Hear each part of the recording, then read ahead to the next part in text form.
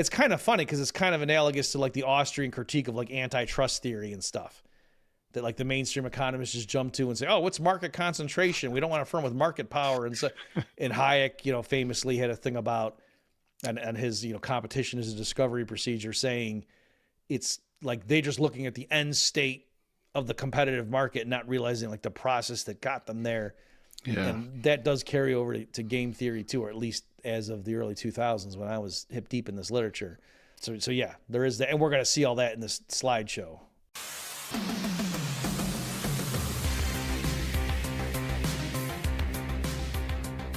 Hi, Bob. Hey, Adam. So I don't know about you, but I am very excited because today we're going to talk about game theory. And to set us up, to inform our discussion, I brought a little picture for you people watching on the YouTube. You can see it right now. And it's a picture of all my favorite games. We got Scrabble there. We got Monopoly. We got chess. I think that's even a hand of poker being displayed. Royal Flush. Very nice. We got Clue. Got like Parcheesi or something. And I love all these games. And we're going to talk game theory. I'll start. My theory in Clue is that more often than not, it's Miss Scarlet and Colonel Mustard, because I think they're not very trustworthy. So what do you think about game theory? Do they use the candlestick? More often than not, no one uses the rope. Yeah. Weird. Well, it's funny, as with most things in formal economics, it's not what you thought it was going to be. I remember when I got to NYU my first year, and we're sitting there, and the model, like the models of how you're going to solve the problem sets. There's one consumer who lives forever. There's one firm that has one production function, and there's no money. Study the economy. Yeah, and there's no money in the model because why would there be? There doesn't need to be. There's one good, so why would there be money? And you solve that and find the equilibrium, the wage rate and interest rate, and there you go.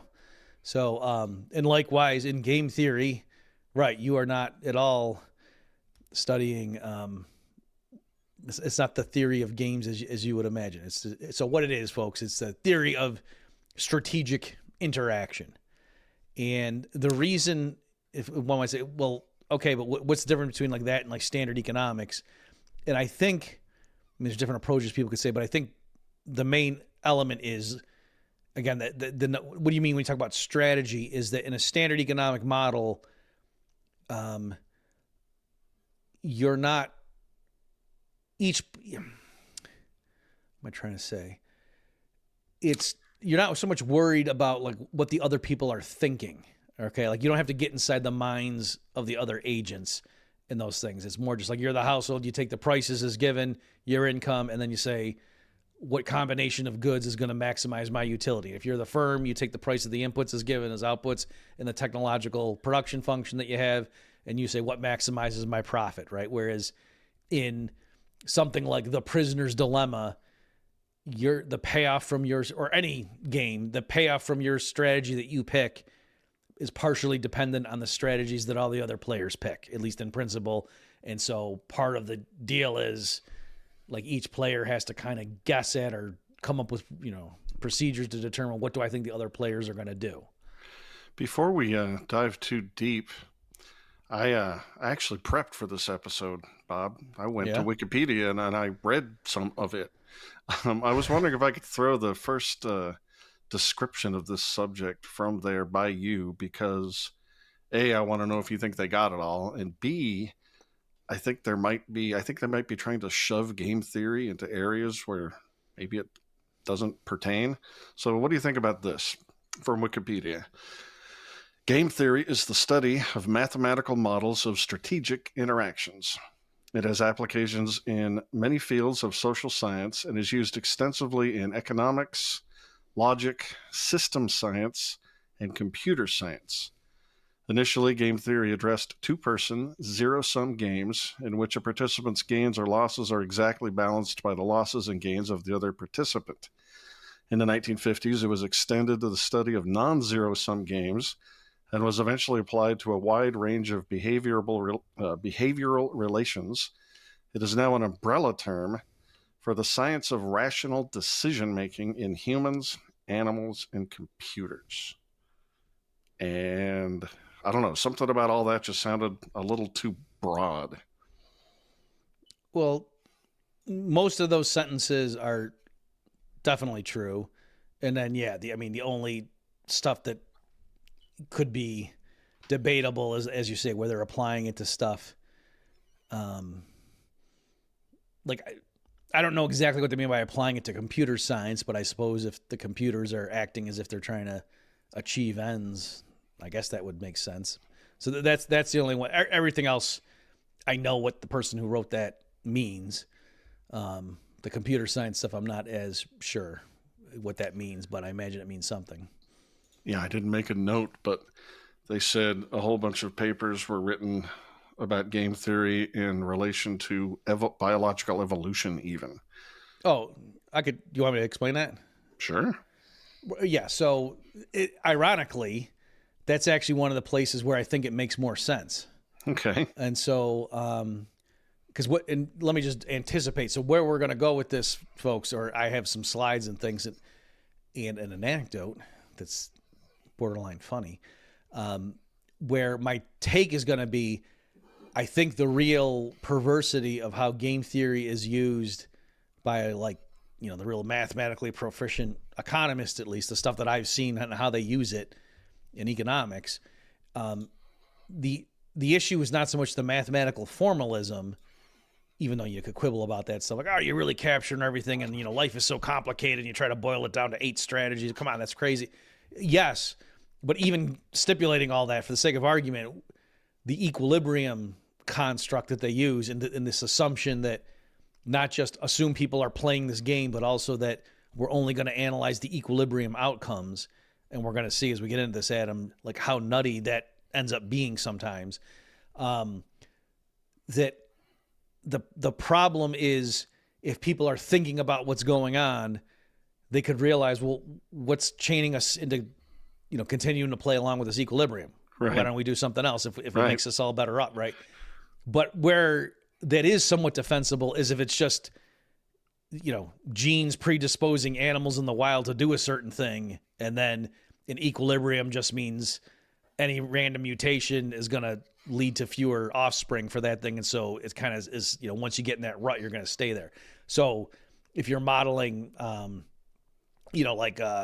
hawks and doves or something, or predator-prey relations, and you can see what the payoffs would be, and after a certain, if there's so many predators going around, then actually on the margin, you might be better off if you go forage for food rather than try to hunt something, or so there's different ways you could model like the quote strategy available to different organisms, and doing it that way, and with the payoff being couched like in reproductive fitness or something. And then they're like to say, a Nash equilibrium just means, if the various populations all got into this particular outcome, like if this group was doing this and this group was doing that, or even a thing like, when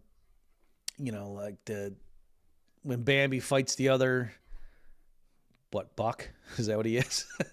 That they, you don't fight to the death.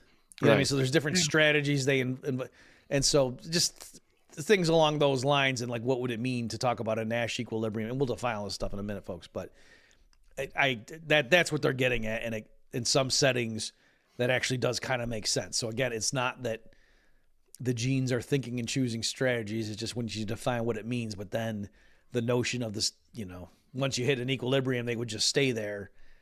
In some settings, that actually makes more sense if it is mindless, genes just predisposing behavior. I get it. Maybe that's the relevance in computer science too.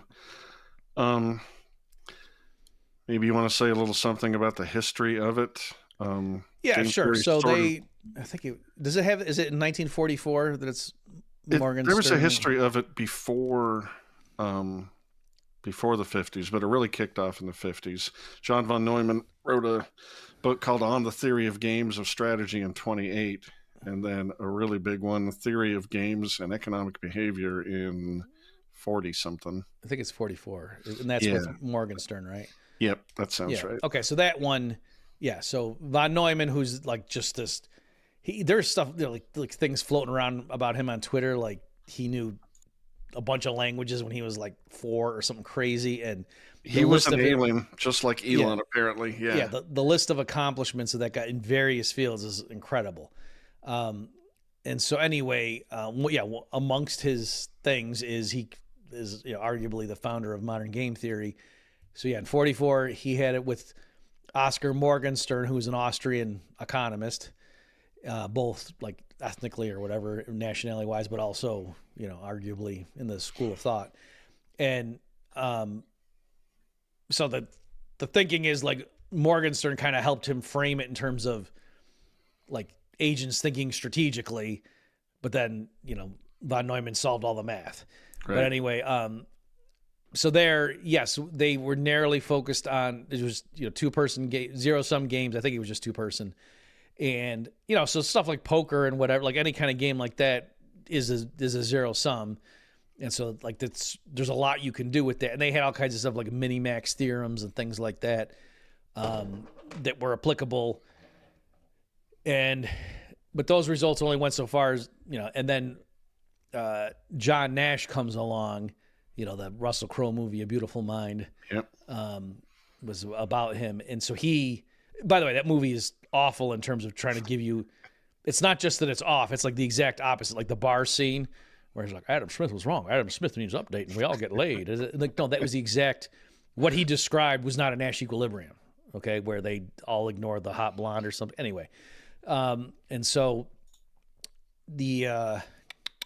what Nash did is his thesis is hilarious.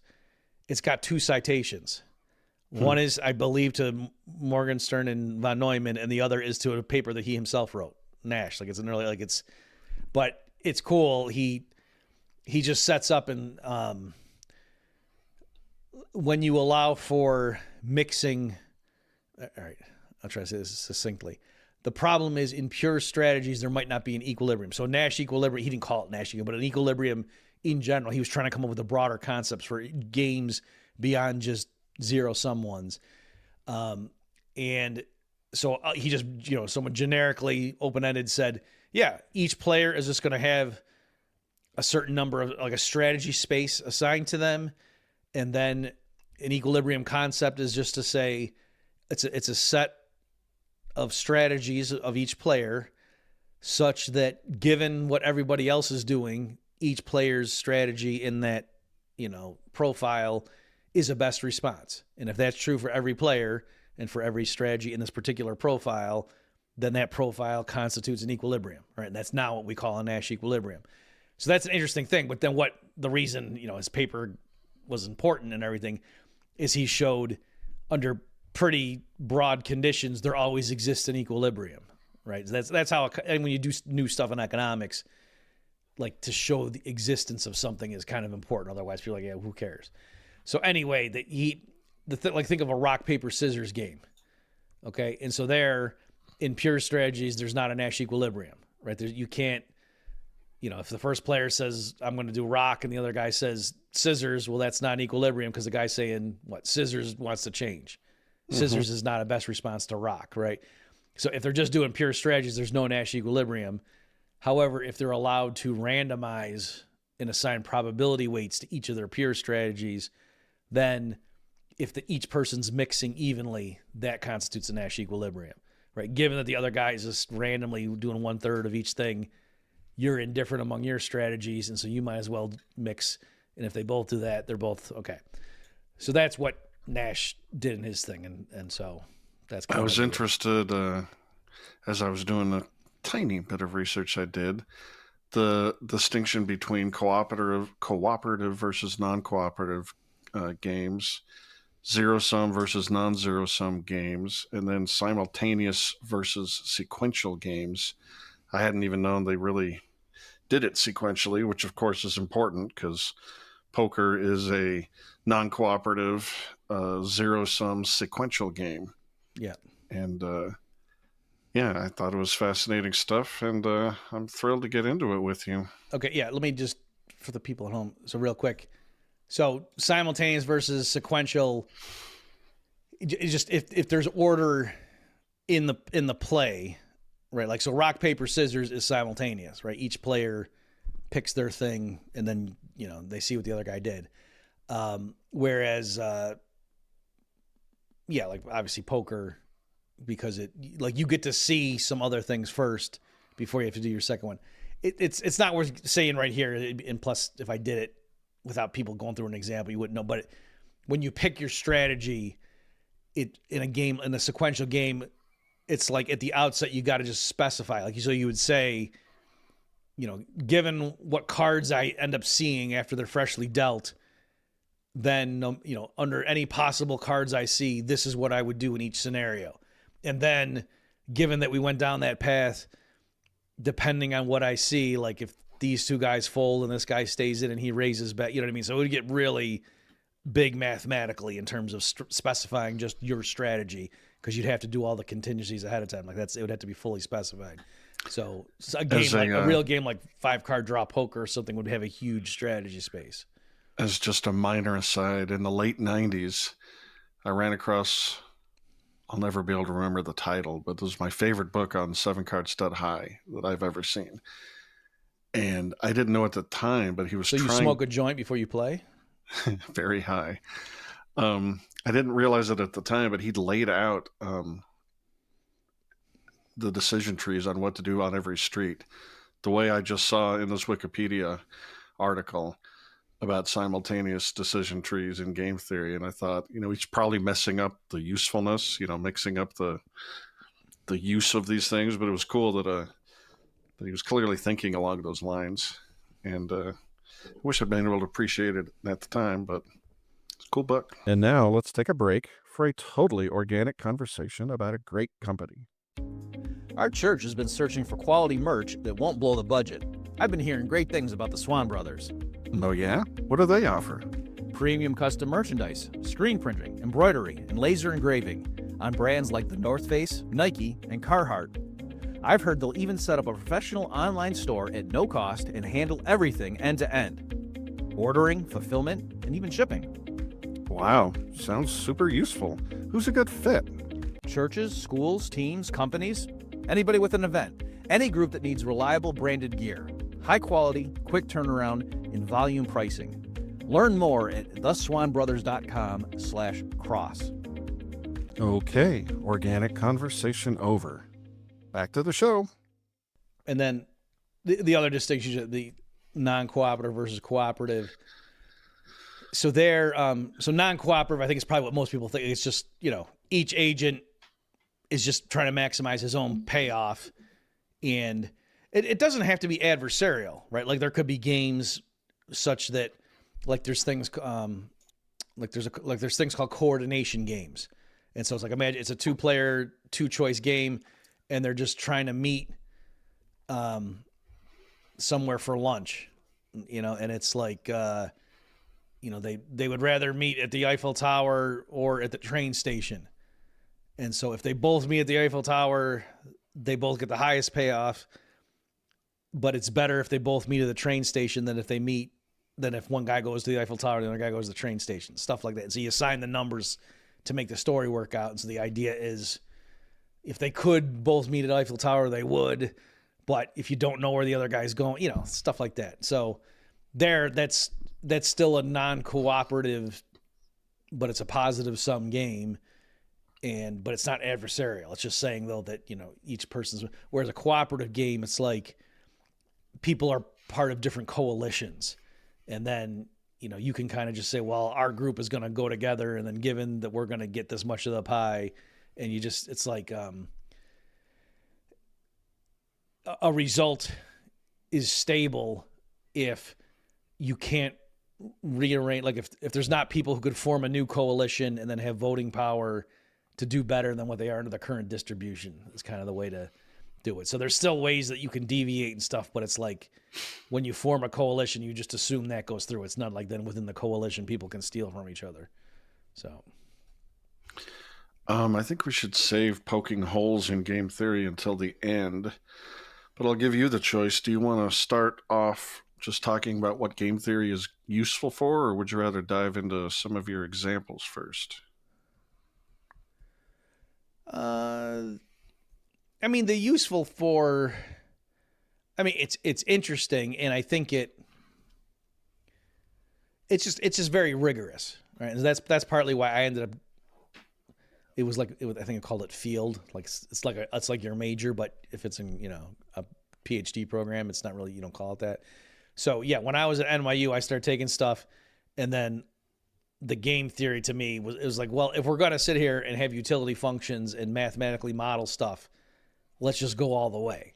Mm-hmm. And so game theory was like the most rigorous, formal, like just the notation and stuff was really, like I said, like on the one hand, if you went into macro, it'd be like, oh, there's one household that lives forever, and then there's a central bank, and people should want to hold money, otherwise how are we gonna?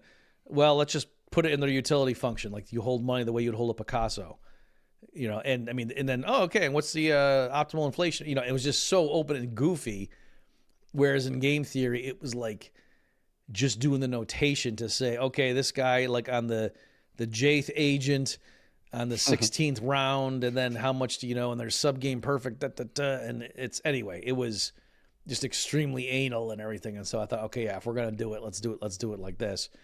So it's very rigorous and internally consistent. So there's that element of it, and I think it does, like the prisoner's dilemma. And I'll defer explaining it because the example I'm going to go over, folks, later is a prisoner's dilemma, and so there I'll spell it out more. But for people who know what that is, I mean, I think that does shed some light on like the problem of like how to think about morality, where it is a kind of thing where if we all follow certain rules, we're all better off than if we live in a world where most people don't follow those rules, but yet there still could be an incentive for any individual to deviate and do even better. Mm-hmm. And so there's, in other words, it'd be silly to say, oh, it's, hey, you should do this. There's a moral rule, and someone says why, and it's like, if there's really no point whatsoever, like, oh, if we all just violate that rule, we'd all be better off. That seems like a dumb rule. But also too, if it's a thing where, like, we don't need to worry and say, hey, it's immoral to chop your finger off, so don't do it. You know what I mean? Because it's like, well, that's not really a big issue. Too many people are going to go chop their finger off. But to say, you shouldn't look at pornography or something like there, maybe it does get into it because it's the kind of thing where, in the immediate, you might think it's benefiting you, but in the long run, it's not good and blah, blah, blah. So anyway, or certainly robbing a bank or something, like you can understand why do people rob banks. It's not a mystery, but you can see why, we can't tolerate that. Like you'd rather live in a world where nobody robs banks than in a world where lots of people do. So anyway, I'm not sure how relevant this is, but it's got game theory in the name, so I feel like I have to say something about poker here. Mm-hmm. There is a thing called game theory optimal in all forms of poker. It's been studied the most, I think, in Hold'em, No Limit Hold'em. And the point is, you not perfectly, but you strategically randomize your range and your betting options, your bluffing frequencies, such that your opponents have no good answer for you. And I think the way they created the most recent version I've seen is having a bunch of neural nets play against one another a zillion times to the point where no one has an edge on anybody else. And then you look at the decision trees that are in there that came out of that, and that's game theory optimal. Back when I was learning poker in the early 90s, I would have just called it like my baseline strategy. Most of the time I'm out there trying to outplay everybody. But when things aren't going well, maybe I'm fooling myself about how skilled I am. I'll tighten up and just revert to baseline, which is another word for game theory optimal, in my opinion.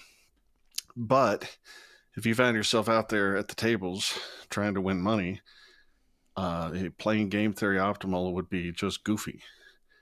I mean, if you're at a table where that is appropriate, you should leave. What you should be trying to do instead of playing perfect is identifying the weaknesses and errors of your opponents and then playing exploitatively, which is much different than game theory as far as a range of strategies.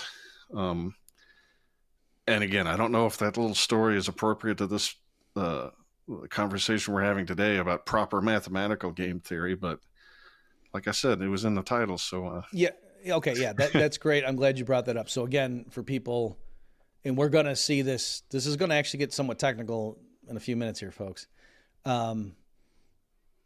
Yeah, that sounds very similar, Adam, to what your point there sounds like what I'm going to do with that slideshow I sent you. So it's, yeah, if I'm gathering, you're saying what they do is they take, like, you could have a strategy where you're going around tables blowing people up. Yeah. And you're just making a killing. But what they could say is, yeah, but that's because the players you happen to be hitting are using inferior strategies. What happens if more and more people start doing what you're doing?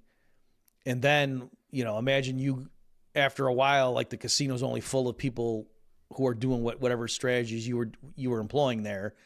And then there might be some other strategy where someone else just goes around and starts picking off you guys. For sure. And then the point is, can you just keep iterating that? And then is there this logical point at which the casino could just be full of these people doing this strategy and they just all bounce off each other? Yeah, and just paying the rake over time. Right. And I played this game pretty good, but the first time I saw the decision trees generated by this, the first one of these GTO generators, I was shocked and impressed at some of the things that it added to its ranges for deception value and some of the power that gave your range on later streets, which is way too complicated for me to get into. But the point being, I didn't think it was a joke at all. I thought it really had accomplished something. I would not want to play against somebody who was playing like that. Or if I did, I wouldn't have an exploit, that's for sure. Mm-hmm. So I don't know enough about poker to say whether, like in chess, in principle, it makes sense to talk about optimal play. Yeah. Right. Like in theory, because there's only a finite number of positions the chessboard could be in. So at some point, like, I don't think we're there yet, but at some point, a computer could go and map out every possible chess game, go to the end, and then say, like, oh, did we lose? We don't want to go down that path, and just work backwards, and then just know from the beginning. And they might be able to just say, if you're black, you're going to lose. If the other program engine is good enough, like, there's no way to avoid, or maybe you can always force a draw or whatever. But then given that, then it could be flawless, and you could define it there. And so there, it wouldn't make any sense. Whereas I could see in poker, maybe you would say, if you think you're playing against an opponent that is weak, you might want to do something that against a different player would actually be a mistake, but against this guy, you're going to make money. It's like there, it makes it. Whereas in chess, it stretches to chess too, though. Like, if I know my opponent, if I push a pawn 3 times in a row, they're going to go nuts and bring their queen out, such that I can develop my board while chasing it around. Maybe instead of playing optimally, maybe I do that thing and push my pawn 3 times, and then because they do have something I can exploit. Well, I mean, I guess if you get more points for winning quicker or winning with more material or something. I see what you mean. You know what I mean? Yeah, I'm saying, it's hard to say, should I always try to play flawless chess or not? Like, you know what I'm saying? And so I suppose if it's the kind of thing where you're saying, yeah, the engines have determined the black can't avoid a loss if white's playing properly, but maybe it's not. And so maybe black does something that, but even there, like, if you know you're going to lose no matter what, you might as well try something and like do a. No, you're right. I was giving myself a psychic profit for winning early in a hilarious fashion or something. Yeah. But anyway, so you see that kind of, but we are going to see for sure in a real sense in that slideshow that I did, where there is a sense in which, the quote optimal game theoretic sub-game perfect equilibrium is just stupid. And I'll show people what I mean by that. But are you ready to dive in? I am. Before we go on the slideshow, let me just tell the verbal version first of a different one, warm people up. So again, the theme I'm going to do here is say, the tools of game theory are cool, but I think a lot of professional economists just naturally go along, and not only do they set up the game and like, oh, let's think about it this way, and there's a formal strategy space and blah, blah, blah, in a lot of situations, but then they just jump right into, oh, and let's calculate compute what the equilibrium is, and then there's even more refined equilibrium constructs that I'll get to, and then just that's what we're going to focus on and think that's the outcome, and not realizing that, well, no, that's a separate thing. It's one thing to assume people are playing this game, it's another to assume the outcome is going to be an equilibrium one. Okay. And we'll see why that's significant. All right. So, and this really was a revelation for me when I was going to NYU, and I realized, because at first when I got in there, having read Rothbard and stuff, and coming from my, I was at Hillsdale College and was steeped in Austrian economics, and I just thought these mainstream guys were stupid, like nutty. And I get to NYU, and these were the smartest guys I have ever met in my life to this point, and they were super rigorous and stuff. And then it's not worth getting into here, but to say oh, they believe in cardinal utility, yes and no. The sharper ones didn't. And so the first year I was kind of mad. I thought Rothbard misled me or something. I was like, wait a minute, these guys aren't this dumb. But then the more I was there, I was like, oh wait, no, they actually believe in these models. In other words, I just assumed they were using the models for the rigor and stuff, but then realized, okay, but in the real world, and it's oh, no, they don't. So the best story I have for this is there's this thing called the Ultimatum Game. And the way it's a real simple game. It's, let's say there's a pie of 10. Okay. And so there's a pie of 10 that the first player is going to propose a division. Say it's $10. And the first player proposes a division of it. To say, I get 6, you get 4. There's 2 players. And the second player's only strategy is to either say yes or no after hearing what so here's a sequential game. The first player makes the proposal. The second player either says yes or no once he sees what it is. And if he says yes, obviously they get the division. That's the end of the game. If he says no, they both get 0. Okay? Pretty simple game.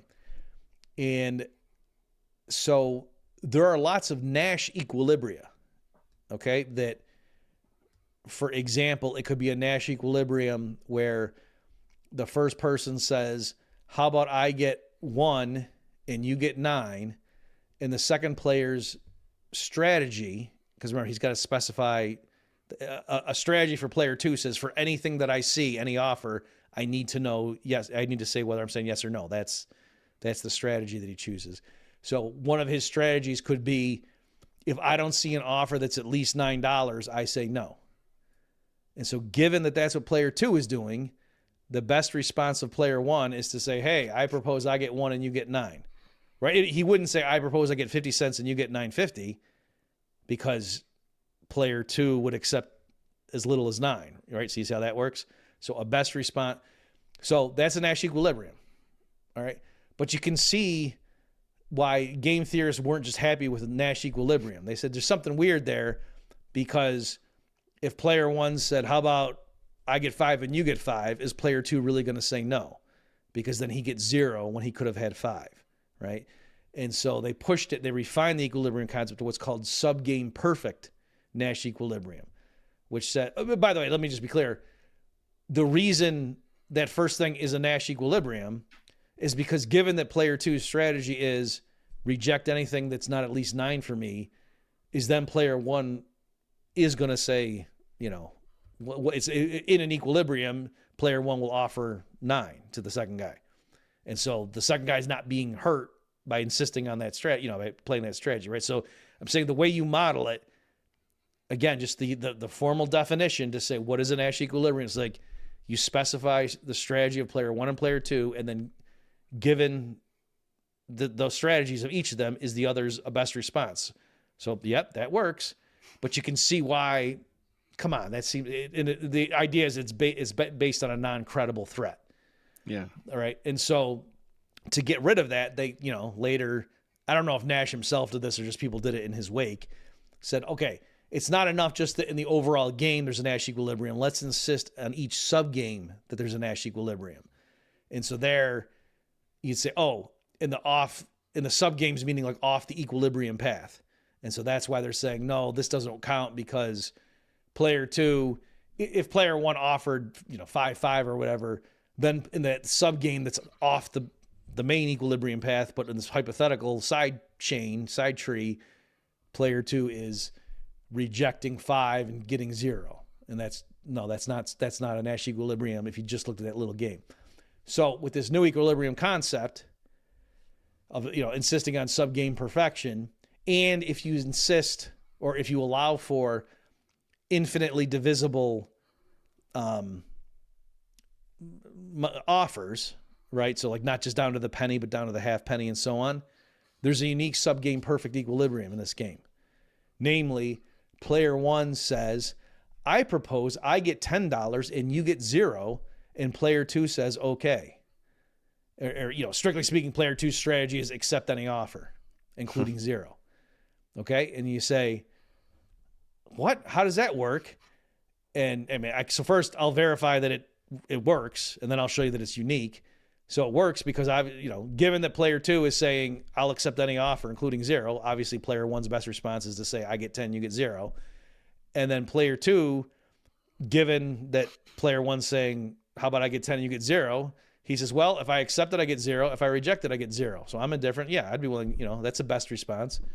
Best response just means there don't exist a better thing, right? It's okay if it ties. And then you can go in the way you can prove it's unique is, again, any positive offer player two should accept, right? Because he's either getting that or $0. So it's not credible for him to reject any positive offer. And then given that, you could just keep whittling it down, right? Like player one wouldn't just say $9.99 and you get a penny, because he could say $9.99 and a half penny and you get half a penny, right? And he could just keep, so that's the trick mathematically if it's infinitely divisible. So that's how, okay. So forgive me, folks, for setting all that up. But you understand the elegance and the mathematical formalism and how, look at the unique sub-game perfect equilibrium in this game is player one says, I get 10 and you get $0, and player two says, okay. So apparently there was a conference of game theorists, and they did a poll of the audience. These are professional game theory. And they said, hey, you're playing the Ultimatum Game. You're player one. It's a $10 pot. What division would you propose to player two? Like if you're playing it for real with another human, write it down and we'll collect all the papers. And they're going through 10, 10, 10. Everyone's saying 10. And one guy says 5 and 5. Like I get $5 and the other guy gets $5. And he said, and they were stunned. And they looked to see who it was. And it was this guy, Aumann, Aumann, who would end up winning the Nobel Prize and this kind of stuff. And the guy telling me the story and he was like, master, why did you write this? Right? Like the guy telling us to use the word master, like just to show the reverence. And then Aumann said, the guy's telling the story to us in class. And the guy says, because you never know how crazy the other person's going to be. And he said, and everyone went, oh. And I'm sitting there thinking, I'm crazy. Like, you're telling this story and you idiots were actually going to say to somebody, how about I get 10 and you get $0? Yeah. And the guy, so, I mean, I don't even think I need to explain why that's so nutty to people. It's nutty. The point of my story is to say that he's telling the story. And the guy was the reason this game theorist, at NYU, this class was in game theory, right? Like this guy's telling us to motivate some of his own work on like unusual preferences and things like if you care, I don't remember if he didn't have envy in his utility function. What he did is that what if the player's payoff is partly dependent on what the other player's payoffs are, right? Because normally when you model this, all you care about is your own immediate payoff, right? And so anyway, and I was just flabbergasted. And again, that's when I started to realize, Rothbard was right. These guys are insane. Yeah. All those people that said 10 yeah, have fallen so far down their model, they don't know what a person is anymore. Right. So do you see how, what I was saying, Adam, that they're, strictly speaking, the problem, it wasn't just their focus on equilibrium, on sub-game perfect equilibrium with an infinitely divisible strategy space. Like I have to say that many syllables to explain, you know what I mean? Because even if you just allowed it for it to be a penny, then it would be $9.99 and a penny. You get what I'm saying? Like that would work. Yeah. Because, but anyway, because then clearly the guy's going to take the penny and not, whereas if it's $0, if you're offering him $0, it's kind of weird to say, why wouldn't he just reject that? You say, well, because you get $0. But if you're offering him $0, he says, yeah, but then it wouldn't be an equilibrium. He's like, who cares? He's like, it's not like player two is like, well, I don't want to not be in a Nash equilibrium. So I'm, you know what I mean? That's how nuts this is. So anyway, okay. So there's that. All right. Um, Do you want to say anything on that before we jump into the slideshow? What's funny is I'm looking at the clock and you were worried we're going to be light on time. I know. I just want to ask one quick question. Yeah. Please do not let me derail you with it. I asked an LLM to come up with a bunch of objections to game theory. Mm-hmm. And one of them you just mentioned, some people say that there are multiple, sometimes hundreds of Nash equilibria, and that game theory gives you no principled way to predict which one will be played. I don't know about that second part, but do you think, what do you think about multiple equilibria? Do you think it's a strength or a weakness, or how do you think about that? Yeah, so what Grok said or whatever LM used, that's true, and that is one way of explaining it. And yes, so often what happens is they're looking at a one-shot game that people are going to play repeatedly, and that's one of the motivations for why the equilibrium construct holds. And that's why it does make sense in a biological context, that these animals just keep interacting with it like hawk and dove or something, and just, oh yeah, there's going to be 1,000 interactions, and over time, what's going to survive, right? And that's fine. But if you actually are playing 1,000 iterated, game, well, then that's the game, and people should be theorizing about that, not let's just assume we're going to keep playing the same game over and over and over again. So there's that element, and yes, game theorists do not have a good, or at least when I went through anyway. So I was going through in the early 2000s. So I imagine there's been a ton of work since then. But yes, the theory per se and the way the what I thought were goofy mistakes people were making was precisely that they were just jumping to, oh, of course there's going to be an equilibrium here, without realizing. I mean, it's kind of funny because it's kind of analogous to like the Austrian critique of like antitrust theory and stuff that like the mainstream economists just jump to and say, oh, what's market concentration? We don't want a firm with market power. And so, and Hayek, famously had a thing about, and his, competition is a discovery procedure, saying it's like they just looking at the end state of the competitive market, not realizing like the process that got them there. Yeah. And that does carry over to game theory too, or at least as of the early 2000s when I was hip deep in this literature. So yeah, there is that. And we're going to see all that in this slideshow. Do you want to? Let's dive in if you're ready. Yep. Okay. So here, folks, is the famous prisoner's dilemma. This is just the one-shot version. And partly the reason we're doing this, folks, is because I botched it so badly in the previous episode when I was trying to go through it that I said to Adam, no, I gotta restore my street cred here. So let's go ahead and go through this. So the idea, and in the in the original story, it would be confess and remain silent would be the two choices. But what they're trying to get at, and the way the prisoner's dilemma has been generalized and applied to all sorts of social settings, besides just literally the cops have two, prisoners in different cells and they're giving them deals, is this idea that if they both do the thing that we're going to call cooperate, then they each get a payoff of 3. If they both defect, they get a payoff of 1. So it would be better for both players if they both cooperate. That would be a Pareto improvement over them both defecting, if you're familiar with that terminology, right? But alas, in this game, the only Nash equilibrium is they both defect. And in fact, you can say a stronger thing, that for each player, it is what's called is it strongly dominant or strictly dominant? I forget what the adjective is, or adverb, strategy to defect. And so the way you analyze this is look at it from player one's point of view, that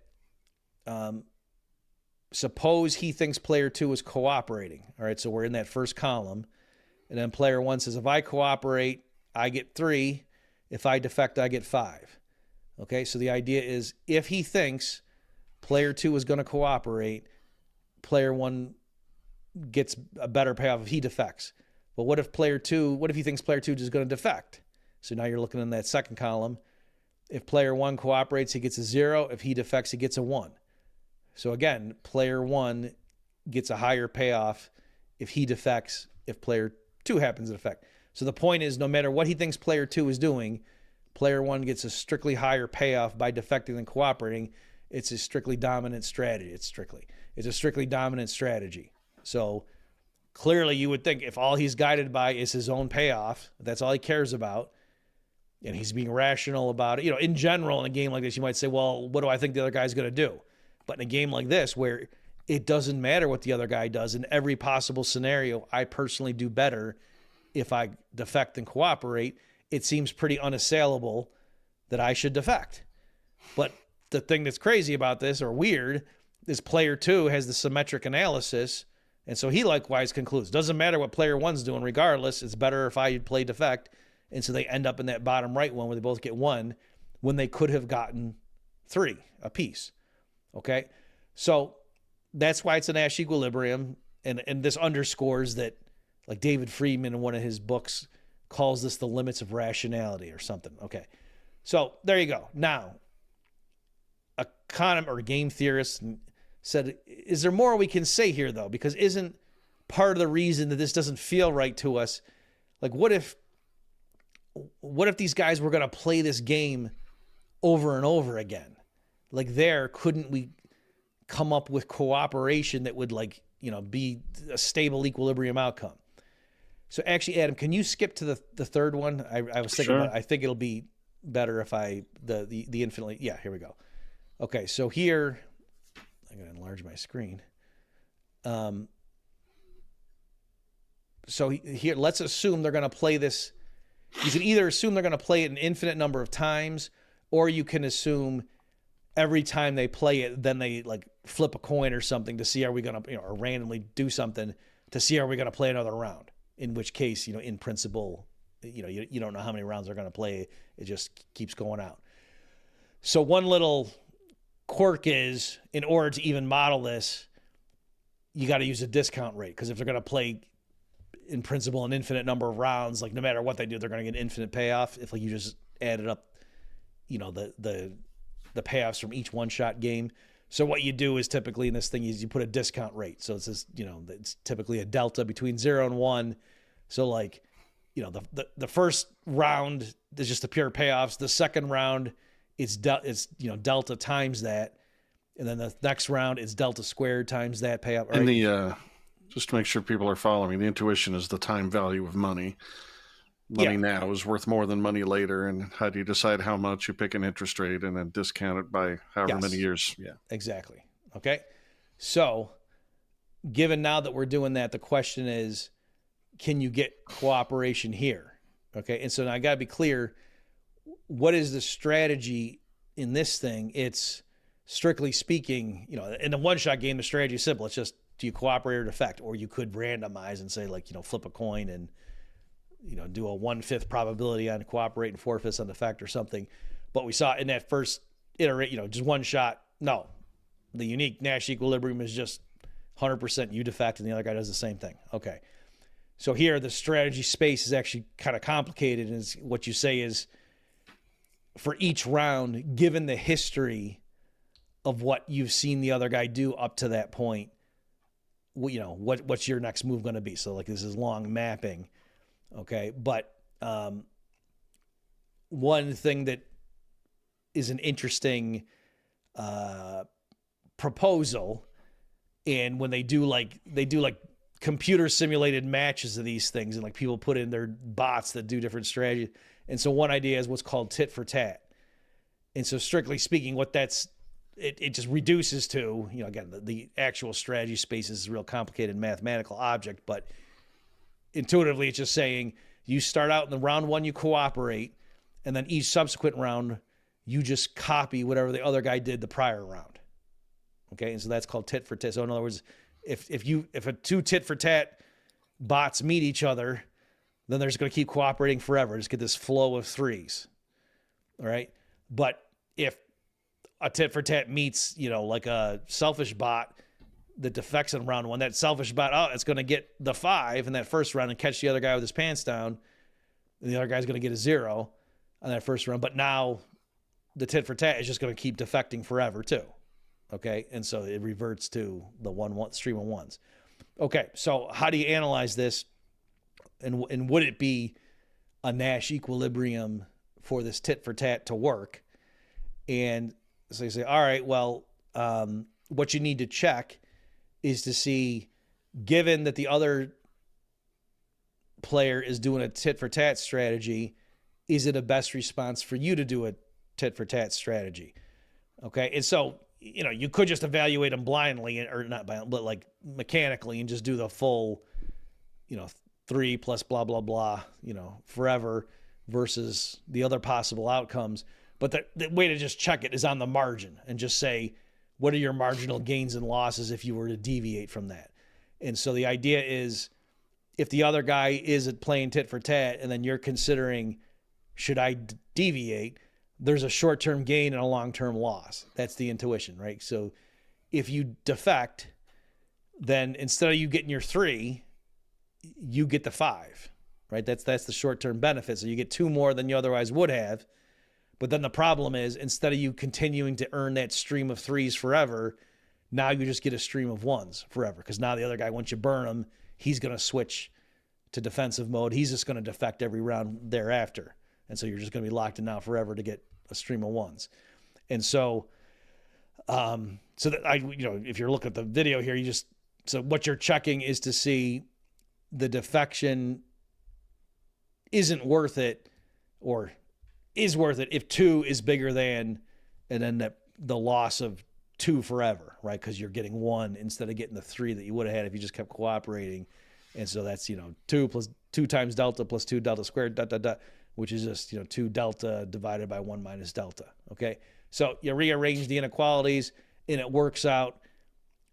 Cooperation makes sense. In other words, the marginal cost of defecting is higher than the marginal benefit if the discount rate is greater than or equal to 1/2 with these particular numbers that we've chosen.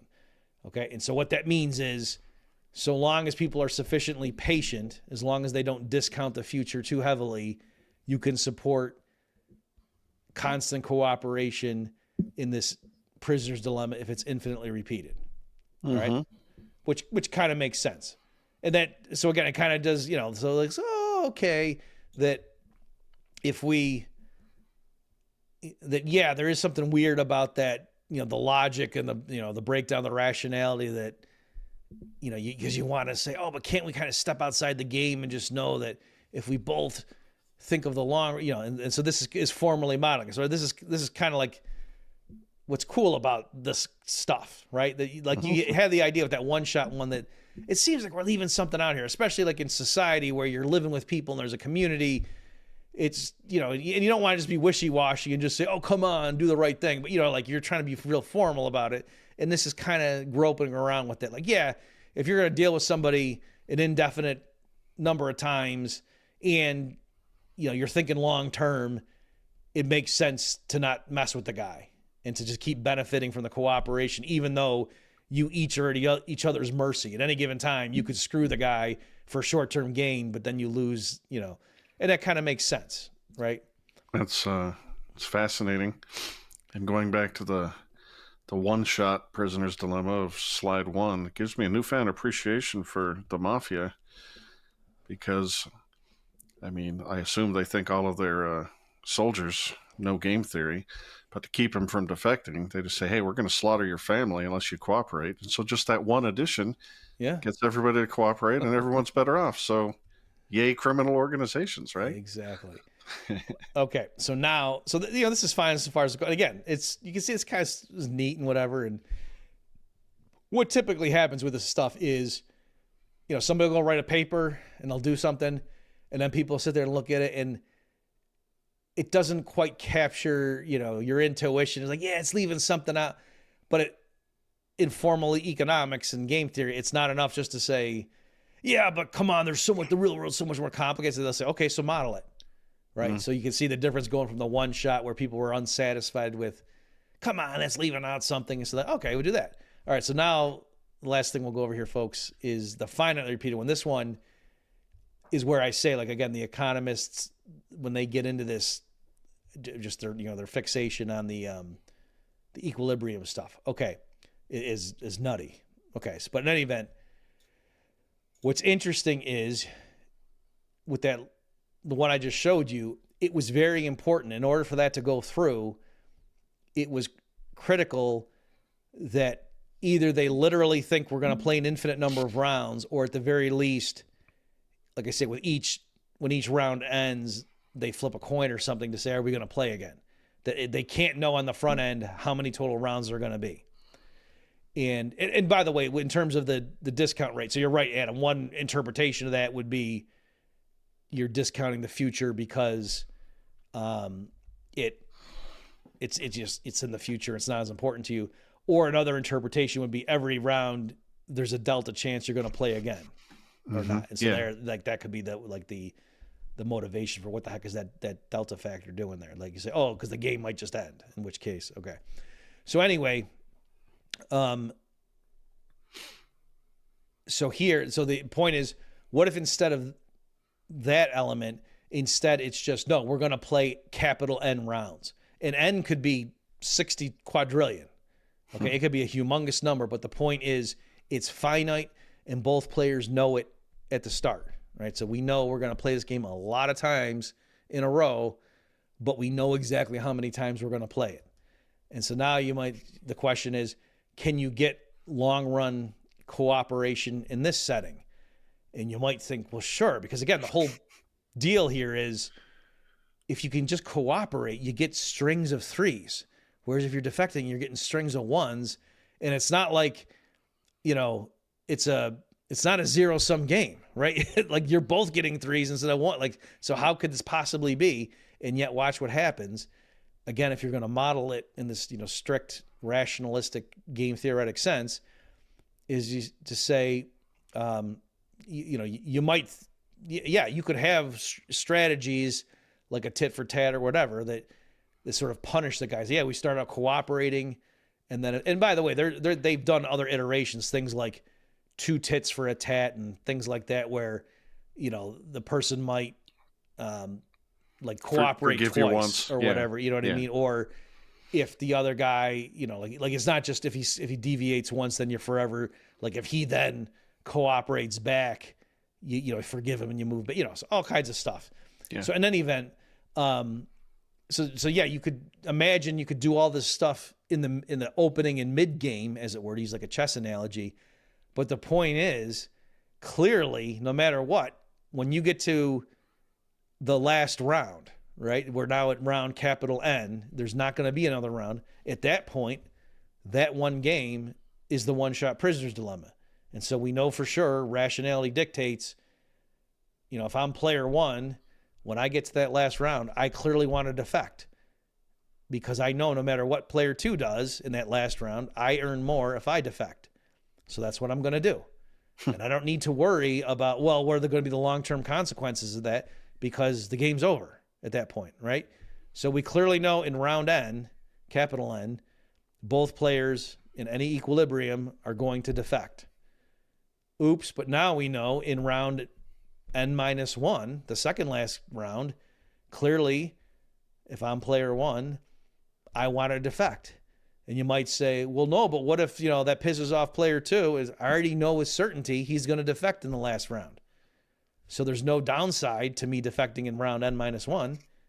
So now we've concluded, and player 2 does the same reasoning. So now we've concluded for sure, if both players are rational, it's got to be in the round N and round N-1. They clearly both defect. And you just keep doing that through round 2, all the way up to round 1. And and it's not just in any Nash equilibrium. It's actually what's called in any rationalizable outcome, where it's a stronger concept, meaning like you can't even attribute beliefs to the other person that survive, scrutiny. Okay. So that's the thing where, it's just boom. And so what's weird, let me just say the one weird thing, and then I'm curious your reaction with this one. And this was the thing, by the way, I was going to do my dissertation on this stuff because this really bothered me. Me too. I'll tell you why. And then I think it's just funny. I don't think I've ever said this like publicly, Adam. I don't even know if I said this to Joe. But Joe, what made me end up doing a thing on Bombaverkian capital theory for my dissertation is I was going to the Austrian colloquium at NYU, which was every Monday, and Joe Salerno, one of them, presented a paper on capital theory in the Austrian tradition, and it was just so like I have to do this, you know what I mean? Like it reminded me like, no, this is where, my destiny lies. And I left this stuff. But what I was going and talking to, like, there was this guy, Benoit at NYU had published papers on this stuff. Like he was, in the cutting edge. And I was talking to him about this. I said, this doesn't make sense because here's what's involved. Like, let's say let's say it's a 10,000 round game. Okay. So there's lots of, payoffs you're leaving on the table. Lots of threes you're leaving on the table instead of ones. Yeah. And I said, how are we not taking that into consideration? And I said, so listen, let's say you're sitting down with the guy and he cooperates and you defect, and he cooperates and you defect, and you go through 100 rounds and he's cooperated every single round. And I say, and you're telling me the reason I'm going to keep defecting is because I know for sure the other guy is going to do nothing but defect, even though I've just seen him cooperate 100 rounds in a row. And I said, that doesn't make any sense. You get what I'm saying, Adam? Yeah, of course. Like that's not. And now you could say, well, hey, yeah, you just got a stream of fives. And said he keeps cooperating. Well, let's keep going. But you get the point, is that I'm saying, like, the logic of, well, no, I am absolutely sure all I'm going to do is see defect from this guy because we can both do backward induction. Once he plays a cooperate, shouldn't that mess with your theorizing? And then given that, and if that possibly led you to consider cooperating because you realize something's wrong, wouldn't it be in the other guy's interest to experiment, to cooperate on round one, just to possibly shunt you off of this, backwards, you know what I mean? Yeah. And there's nothing irrational about that. Like, to say what would be irrational is after you see 100 cooperates in a row to think, no, I am absolutely sure, I assign 100% probability that I'm going to see nothing but defect from this guy because that's what backward induction dictates. That, no, that is irrational. So what are you talking about? And, and he didn't, I talked to the advisor and he understood what I was saying. And I don't think he gave me a great, and that I hadn't seen anybody like formally model that or try to study that. So anyway, that's where I was going to go with this. And then I got, did your advisors give you did they say that you probably won't be able to model this, or do you think you could have? I mean, you could certainly model it. It's just you'd have to come up with some. I mean, again, the trick with these things and like how do you get stuff published and how what makes something catch on? You can't just poke holes in the existing thing. Yeah, because everyone can say, "Yeah, we know."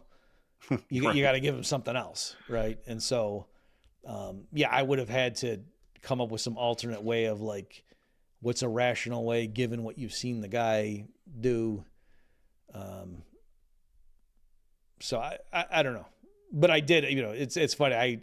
I was talking to the guy, and at first he was just kind of telling me because I said to him, I was like, it seems to me like it's the fixation on equilibrium that's a problem here. And he goes, well, yeah, I mean, it's kind of, we assume that you play the game enough and then equal. I said, yeah, but that's the whole point. Like if we're doing a repeated game, it's not just you keep playing the game and eventually it settles down. Like it's the one shot. We're playing the game once. It just involves 1,000 rounds. Like that's one game. You know what I mean? There's no reason why should that be in equilibrium? There's no principle saying that, especially because normally the motivation for equilibrium, like going back to your poker thing, it's like, oh yeah, all the card sharps are bouncing around the rooms and the tables, and it should settle down where nobody can gain at the expense of anybody else. Like they're all playing defensively. And so that's why you would expect if we checked in with your casino, 1,000 rounds from now, everyone's playing the game theory optimal strategy. Except no, the casino would have closed years ago. Well, yeah, well, there's that, but you get what I'm saying. Given what the institutional rules are, yeah, that's their logic that they're assuming like is random interactions, and so yeah, I suppose if what we're doing is, and that's what they did sometimes in these games too, these simulations. If it's like you're playing a one-shot prisoner's dilemma, and you're in like a Thunderdome or something with a bunch of other bots, and you're just doing one, you know what I mean? Like you're playing this guy once. And then you go play some, you're like there's 1,000 and you randomly pair people every round and you're going to do that 1,000 times. Okay, then to just say, I'm just defecting the whole time, that makes more sense. But no, if you're playing the same guy 1,000 rounds in a row, I'm saying under what principle of rationality or self-interest does it make sense to say, oh, the unique equilibrium is we just both defect the whole way through? That doesn't make any sense. That's not right. I'm not saying it offends me as a Christian. I'm saying that offends me as a rationalist. Yeah, I'm offended as a comedian. I'm where to start? Well, first let me take this off the screen. I'm fascinated by these game theory arguments and models. I was surprised to learn that 15 people earned the Nobel Prize in economics over the years who were game theoreticians. Well, that's why it made sense for them to go into that. In their self-interest. But it's interesting. Yeah, Bob, we don't believe this stuff. We're just doing it for the money. I just want this prize. Yeah, it's $1 million. Is that what it is? $1 million? Anyway. But as interesting as these things are, they frustrate me equally because the map is not the territory. All these assumptions are goofy. And it just seems perfectly obvious in that example you just gave that the two people would just, there's a metagame. We lock eyes across the board or whatever and say, we're all going to cooperate here, right? And say, yeah, of course. And then you earn a string of 3s for n times because you'd have to just be a lunatic to do anything else. So do you want to go through, like I said, Grok gave me a whole bunch of criticisms of game theory, but you must have a whole bunch in your head too. Like the things that make it, yes, interesting, but not realistic, reasons to just discount the validity of the whole thing. Do you have anything you want to say right off the bat? Well, before we get, I just want to underscore like what you said, and I empirically, like they have tournaments, or they did. I don't know if they still do this stuff, but they would have tournaments where people would submit their, bots or whatever, and or maybe sometimes they even had it with human, like actually, doing it live. I can't remember all the details, and I would say things like, some people would quote find each other. The reason I'm saying is because you said the lock eyes. Yeah. And it was like, some people, like some, would just defect the whole time, but others were open to cooperation, and some were like doormats and would just sit there and cooperate like a bunch, just like, what are you doing, dude? Come on. and others, it would just, they'd give a brief window. But the thing is, like, the winners of the tournaments were never the pure defectors because they're getting a string of 1s. Or they make it some 5s, but they're mostly getting 1s. And the ones who would win would have long. And what I'm saying is weird is, are the defector ones laughing and mocking like, aha, you idiots, don't you know how to think? When the other people got a higher payoff than they did. So it's like, no, in what sense, and it's, and you can't, and you're tempted to say, like, to go back to the chess or the poker, like you can understand someone saying, oh, I was playing optimal, game theory, optimal strategy. And you won more money than I did, but you just got lucky because there were some idiots at the tables. I hear that all the time. Right? So you could say that, but what doesn't work in a thing like this is where even the idiots also got a higher payoff than you did. Here's the thing you'll hear as a poker professional from people who aren't so good. This game's terrible. How can you win any money? These people just call anything. And you just want to look at them. Yeah, that's good. You really got to be able to figure out a strategy where you can make that work for you, that they call anything. Right. So I get that, how that is amusing to you or whatever, and that you should be able to work with it. But I'm saying at least it could make sense in that setting for someone to complain and say, I was playing perfectly. Yeah. I was defensive because for all I knew, I was going against, I was GTO. I bluffed the exact right amount of times and they just called me. Right. But I'm saying it doesn't really make sense for some guy to be an elitist after he plays in this tournament of, the final, we play the Prisoner's Dilemma. We each pair you up with somebody and you play 1,000 rounds of the Prisoner's Dilemma, and you do that, with 20 different partners. And at the end, we just see who's got the most points. And it doesn't make sense for the guy who comes in the bottom, 90th percentile to complain that, everybody else just played stupid, even when they were paired with each other. And they both got more money payoff than you did because they both were stupid. They were like symmetrically stupid. And that's why they both beat you in terms of, clearly the metric is who gets the most points. That's it. Sure. End of story. Did you fiddle around at all with that link I gave you to an online I didn't have time. Toy? No. It was kind of cool. In most traditional ways you set it up, it was multiplayer and iterative. And most of the time, if you set up the payoffs in a sort of normal way. Over the repeated, there's like 5 or 6 different strategies, and most of the time here's the way it's set up. After the first iteration of 20 participants or something like that, maybe more, maybe 30, they'll take the 5 with the lowest score and kick them off, and then play it again. Take the 5 with the lowest score and kick them off. Setting up the payoffs in a normal way, the tit for tat strategy would end up winning out, and everyone would be playing that strategy who was left. I thought that was kind of cool. But if you change the variables, you could ruin that, and an exploitive strategy or a mean-spirited strategy would win out. I just thought it was fun to fiddle around with. Mm-hmm. But and again, in fairness to, I'm sitting here thinking, one could say, okay, and what happens if they keep doing that? They keep having that tournament every year. So in the beginning, the winner's the ones who do the tit for tat. But then in the next year, the winner's going to be the person who does tit for tat, but then defects in the last round. Right? Because the other, he's going to get the 5 and everyone else is going to get. Yeah. And then, the next year, it's going to be the winner is guy who tit for tat and then defects in the second last round. Right. And so after a while, but it's going to cycle, because then at some point when, everybody's mostly doing that, there's going to be a couple guys that are doing tit for tat and they're going to crush those guys. So it's, anyway. No, I get what you mean. But the biggest, here's one criticism. Payoffs are not objectively known or stable. Game theory requires cardinal, interpersonally comparable utility functions. In reality, preferences are constructed on the fly, context-dependent, and often non-transitive. People care about fairness, identity, status, and narrative in ways that are hard or impossible to reduce to a fixed payoff matrix. Like everybody I know, if they're presented, the other guy gets 9 and you get 1 offer, they're just not going to give a damn that 1 is better than nothing. And they're going to say, go to hell. Right, you come to me with a fair deal, or you can literally starve. And, be cool if we could model things like that. Right. And the thing too is, even with that, it's not that it's irrational. Right. Right. Like, in other words, knowing that people are like that, right, they're going to get more. That's why the Nobel Prize guy came with 5.5 in that poll, and he's not dumb; he's smart. Right. Of the ones you just said, so most of that is boilerplate stuff, and that's fine.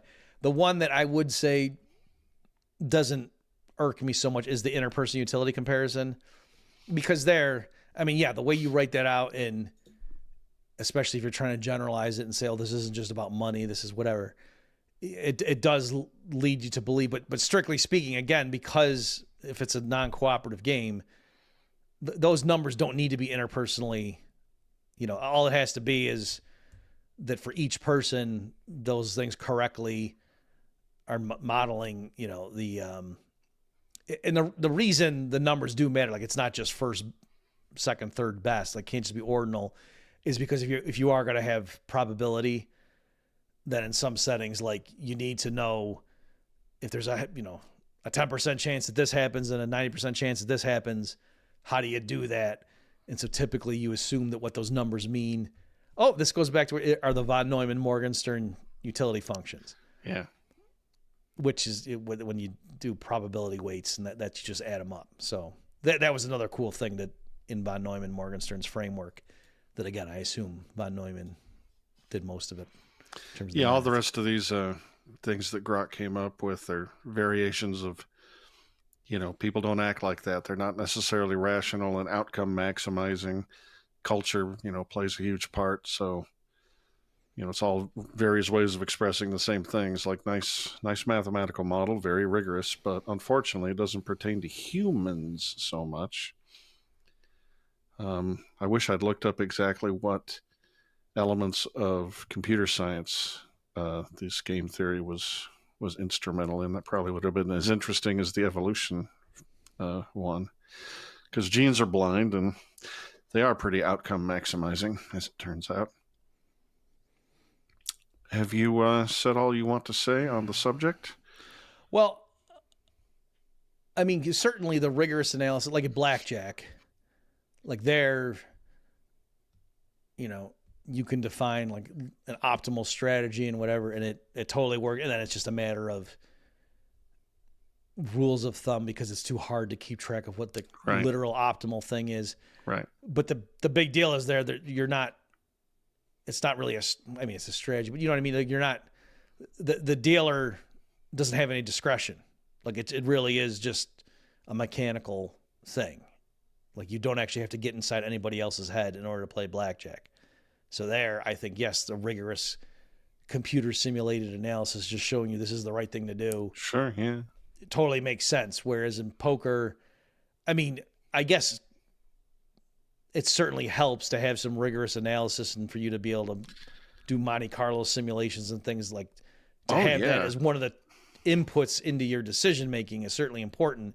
Like you need to look at the table and know what's the odds that he got his flush. But there's a lot more than just that. Yeah, studying the structure of the game. I called it back in the day my baseline strategy, but that's, any book you'd pick up on the game would tell you this is how you play. And then looking at those robots fighting each other and creating a GTO for No Limit Hold'em, for example, that was fascinating, and it's useful as all heck.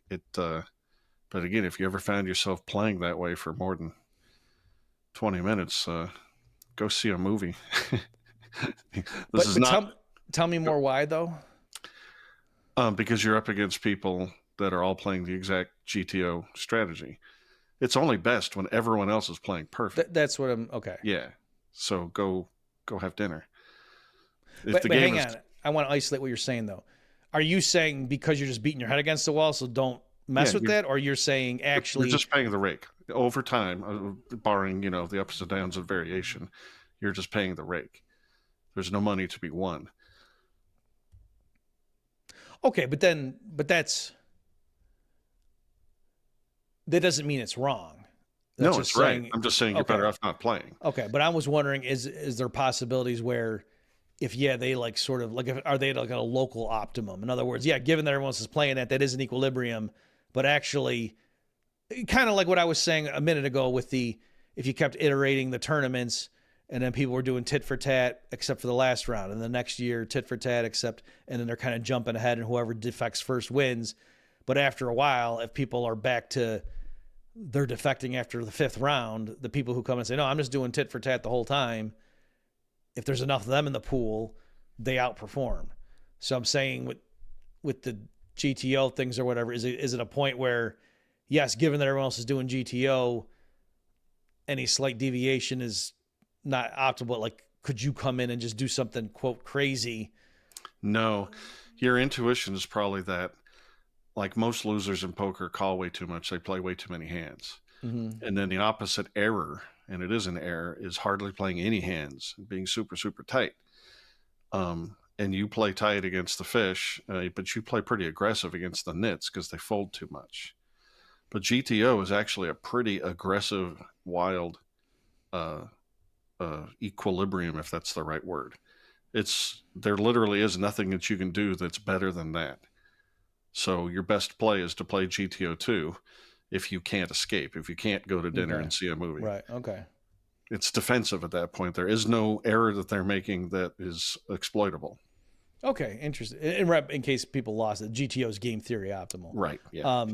Okay, so it is kind of like chess, where if the engine's, quote, playing perfect chess, there's nothing you can do. You can't. I was even wondering, you can't come off the top rope and do anything against that. I was wondering, like, it's I don't even, maybe they already have this where it's just like various chess engines, just like do they have tournaments and they just, because obviously humans get their asses kicked at this point by computers, but I didn't know like if the different, do you know, like, do the different software companies or chess engine companies have tournaments? I don't know if they do that, but I do know in various poker games in various places, including at the World Series of Poker, you'll have people trying to slip in their piece of software to tell them what to do in specific situations. Mm-hmm. There's a bit of a kerfuffle because when they got heads up at the final table, one guy was playing really weird and slow and moving over and talking to his buddy at the radio who had a laptop, and what he was doing was figuring out the shove fold charts for no limit hold'em given the stack sizes, just readjusting each hand. And you don't want that. I think if poker is going to continue in the future, there's going to be like no electronics devices of any kind allowed, because it just makes it terrible. Yeah. Well, I mean, they did that with and chess. There's bots too online. There are people that are just putting up their bots. Yeah. And it's a big problem. Right. And in chess, I know that there was some guy that was alleged to have cheated in the, and they were like doing forensic analysis of his games and whatever, like to say, this was a really good move he made here. This is way better than, that kind of stuff. But no, what I meant was not are humans perhaps relying on coaching somehow, I mean, it's literally like, oh, this company's got the cutting edge chess engine and this company has their version, and they go at it in tournaments every year. It has to have happened, and it's, what you're talking about, but I've never heard of it. I was wondering, like, could it be that, if those things just got really good, but again, my understanding is like the number of possible states of the chessboard is so huge that they're not like, it's still like once the game is almost near the end, they can just like use backward induction, just literally map out every possible thing and be fine. But like the mid game, it's so wide open. It's still a lot of rules of thumb and things like that. And they have like certain openings memorized. And I was just wondering, would there always still be like a way to exploit that? And I was thinking, like, if you had, a company that you didn't have a huge budget, so if we go against these big boys that have these huge computers, and if we play a standard game, we're dead because they've analyzed it, twice as much as we have. But what you got to do is find some weird, game that they've never seen that opening before. Like, what the hell is this? It's so interesting. It's almost metaphysical, right? Yeah. Like if in the mid game there are as many variations as there are stars in the universe or whatever. Oh, it's there really more. Is that. Yeah. But so maybe the space is so immense that it's unmasterable or something. I don't know. I don't have an opinion, but it's interesting. But anyway, so where I was going with that was I could see it being possible, at least, that even though given that these engines have all been like fine-tuned, they're all like pretty impregnable against each other, that there could still be an opening where some newcomer could come in with this weird approach because it's hitting stuff, I am a guy who loves games and gambling, and I read Flatland as a little kid. So I'm always assuming that I could come in from another dimension that that the system is not expecting. Again, coming off the top rope, but I don't know. And that's basically what we're having to hope, like with the AI, and they're taking over. But the human's always going to be the last second, like, wait a minute, Got to raise up John Connor. All right, well, we've gone way over time. Do you have any other pearls before we go? Just remember, folks, yes, be rational, but also be kind. And don't assume that you have to be inside of an equilibrium. That is not required. Yes, very wise. Please go to our various YouTube pages and like and subscribe because it helps. Mine is youtube.com/@Haman Nature, Haman. What's yours, Bob? Bob Murphy Show? BobMurphyShow.com. And follow me on Twitter @BobMurphyEcon. You should definitely do that. Bob is a rampaging, unstoppable force on the X platform. And please visit my Substack because I write articles too. That's HamanNature.com will get you there. This was great, Bob. Thank you for your wisdom, and we'll see all y'all next time. Thanks, everybody.